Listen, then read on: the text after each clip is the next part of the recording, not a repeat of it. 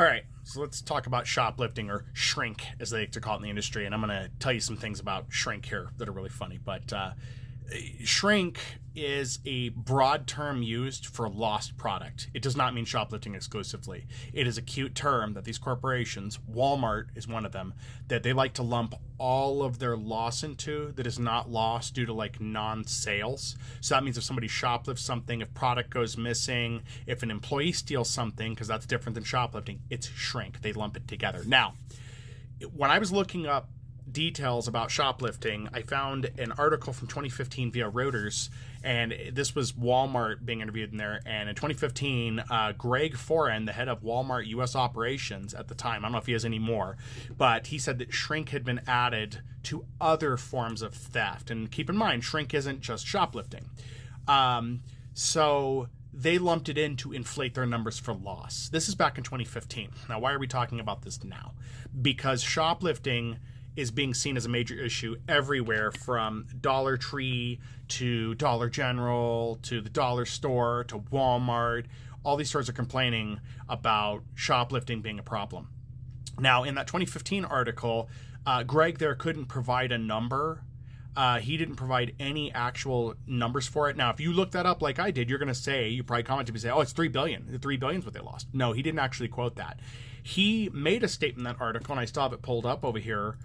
He said that if he could save a 1% loss to put that money back into the stores to save people money, it'd be worth it. But either he's admitting they're only losing 1%, or he's just quoting some cockamamie number. And again, they don't care about bringing more value. I don't care how much money Walmart saves in anything. They're not going to bring that value back to you. Those prices keep going up. You guys can see that. So that's crap on its own. But let's look at that. Let's look at what they made back in 2015. In 2015, they made $300 billion. Okay? It's now 2022 that I'm taking the numbers from, but it's 2023. But in 2022, they reported $611.3 billion with a B. Think about that number for a minute. So if you do the math, if you look at that, let's say they were losing $3 billion. Let's say they're still losing $3 billion.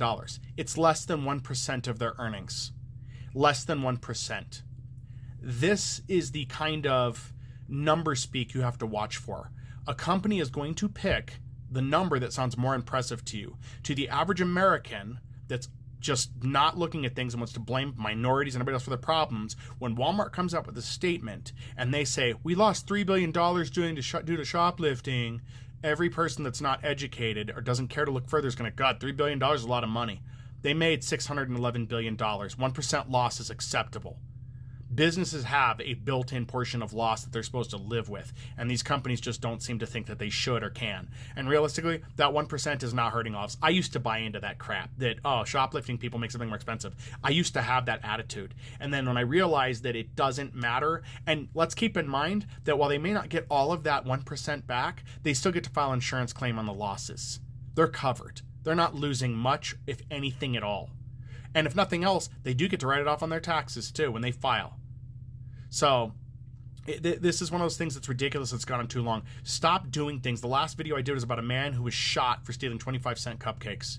That was the total cost of that, in 25 cents. They shot him and killed him for that.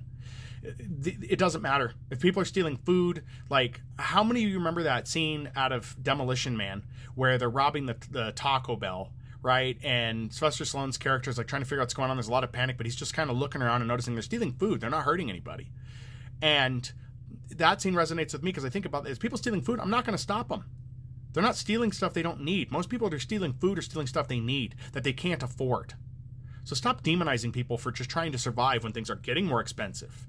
You know, it's getting to a point where things are getting so high and out of hand that even if you can get food, if you can afford it, you're getting garbage food. And I have another video coming out about Walmart as well, because they're talking about their earnings and stuff, and I'll get into that in another video here, but I'm just wanting to cover the shoplifting aspect. No, Dollar Store is not losing any money. I'll give you a Dollar Tree, for example. Dollar Tree has reported they're losing money. Do you want to know why Dollar Tree is losing money? I'll tell you why. Because they raised their price to $1.25 when everybody's expecting $1. That's why. And then they shoehorned in $5 items, $3 and $5 items. That's why. Their pricing went up. The customer base that depended on those $1 items that were paying for it as they could, the price suddenly became too expensive because it added that much extra. And if you don't think it matters that much, I'll explain it to you this way. Walmart losing 1% doesn't make a big difference to them.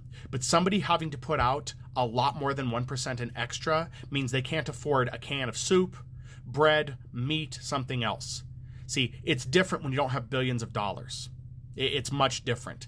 And I don't care how you want to argue this. I mean, I'd like to see some of the mental gymnastics some of you would put forth saying that these people are still wrong, these people are somehow just not doing it right, whatever. But if you're thinking like that, man, I hope you fall on hard times so you can realize what it's like and see what it's like out there, because it is getting bad. And just because I'm doing it right now doesn't mean everybody can. There are a lot of people who are falling off and can't anymore, and it's getting worse.